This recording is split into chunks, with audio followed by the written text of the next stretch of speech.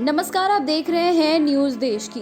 राष्ट्रीय राजधानी में वायु प्रदूषण को कम करने के मकसद से दिल्ली की अरविंद केजरीवाल सरकार ने कई अहम फैसले लिए हैं। प्रदूषण नियंत्रण के उपायों के तहत राज्य सरकार ने दिल्ली में ट्रकों की एंट्री पर 21 नवंबर तक के लिए रोक लगा दी है। हालांकि जरूरी सामानों को लेकर आने वाले ट्रकों को शहर में आने से नहीं रोका जाएगा। इसके अलावा दिल्ली में अब अगले आदेश तक के लिए स्कूल और कॉलेजों को बंद कर दिया गया है। दिल्ली सरकार ने 21 नवम्बर तक राष्ट्रीय राजधानी में निर्माण और तोड़फोड़ गतिविधियों पर भी रोक लगा दी है। उसने अपने कर्मचारियों को रविवार तक घर से काम करने का आदेश दिया है। दिल्ली सरकार ने इससे पहले भी स्कूल, कॉलेज और शैक्षणिक संस्थानों को रविवार तक बंद करने की घोषणा की थी और निर्माण एवं तोड़फोड़ गतिविधियों पर 17 नवंबर तक प्रतिबंध लगाया था। हालांकि अब पाबंदियों की मियाद जरा बढ़ा दी गई है। दिल्ली के पर्यावरण मंत्री गोपाल राय ने कहा कि सार्वजनिक परिवहन व्यवस्था को मजबूत करने के लिए 1000 निजी CNG बसों को किराए पर लिया जाएगा। उन्होंने कहा कि प्रक्रिया गुरुवार से शुरू हो जाएगी। दिल्ली की वायु गुणवत्ता में मामूली सुधार हुआ है। 24 घंटे का औसत वायु गुणवत्ता सूचकांक यानी AQI बुधवार को 337 दर्ज किया गया, जो एक दिन पहले 403 था। प्राधिकारियों ने हालांकि कहा कि रविवार तक कोई बड़ा सुधार होने की उम्मीद नहीं है।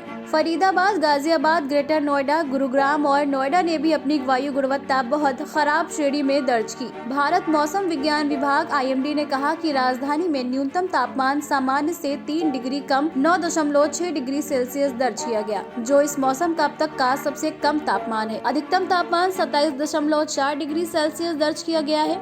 गोपाल राय के अनुसार दिल्ली मेट्रो और दिल्ली परिवहन निगम ने दिल्ली आपदा प्रबंधन प्राधिकरण को पत्र लिखकर लोगों को मेट्रो, ट्रेनों और सार्वजनिक वाहनों में खड़े होकर यात्रा करने की अनुमति देने के लिए कहा है। परिवहन विभाग ने यातायात पुलिस को सड़कों पर चलने से रोकने के लिए डीजल एवं पेट्रोल चलित ऐसे वाहनों की सूची उपलब्ध कराई है, जो क्रमशः 10 वर्ष और 15 वर्ष से ज्यादा पुराने हैं। मंत्री ने कहा कि यातायात पुलिस को जाम की निगरानी के लिए एक विशेष कार्यबल बनाने का निर्देश दिया गया है। उन्होंने कहा कि प्रदूषण नियंत्रण प्रमाण पत्रों की जांच के लिए अभियान तेज किया गया। उन्होंने कहा दमकल की मशीनें दिल्ली में अधिक प्रदूषित 13 स्थानों पर पानी का छिड़काव करेंगी, जो इस उद्देश्य के लिए शहर में पहले से तैनात 372 टैंकरों के अलावा होंगी। उच्चतम न्यायालय में वायु प्रदूषण के मुद्दे पर सुनवाई से पहले CAQM ने मंगलवार देर रात निर्देश दिया कि राष्ट्रीय राजधानी क्षेत्र में स्कूल, कॉलेज और शैक्षणिक संस्थान अगले आदेश तक बंद रहेंगे। केवल ऑनलाइन शिक्षा की ही अनुमति होगी। साथ ही ये भी कहा कि दिल्ली के 300 किलोमीटर के दायरे में स्थित 11 ताप विद्युत संयंत्रों में से केवल 5 ही 30 नवंबर तक चालू रहेंगे। आयोग ने दिल्ली और NCR में आने वाले राज्यों को 21 नवंबर तक क्षेत्र में CND अपशिष्ट प्रबंधन नियमों एवं धूल नियंत्रण मानदंडों के